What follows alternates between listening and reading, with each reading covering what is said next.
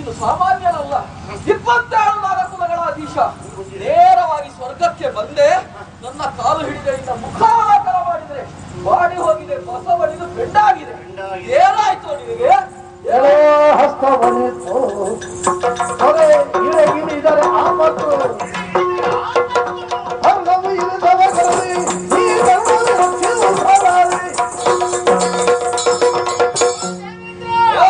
ಏನು ಮಾಡೋಣ ಹೇಳು? ಇಳಿದರೆ ಆಪತ್ತು. ನೀನು ಇಳಿಯಬೇಡ, ಪಾತಾಳದಲ್ಲೇ ಇರು. ಆದ್ರೆ ಪಾತಾಳದಲ್ಲಿ ಇಳಿದ ಬರಲಿಕ್ಕೆ ಆಗುವುದಿಲ್ಲವಯ್ಯ.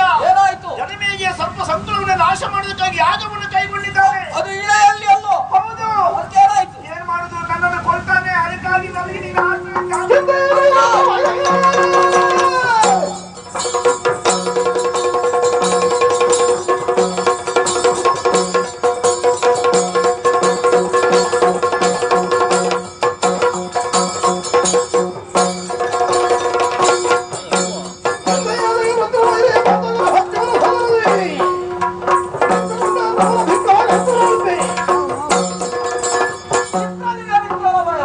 ನೀನೇನು ಯೋಚಿಸಲೇಬೇಕಾಗುತ್ತಿಲ್ಲ.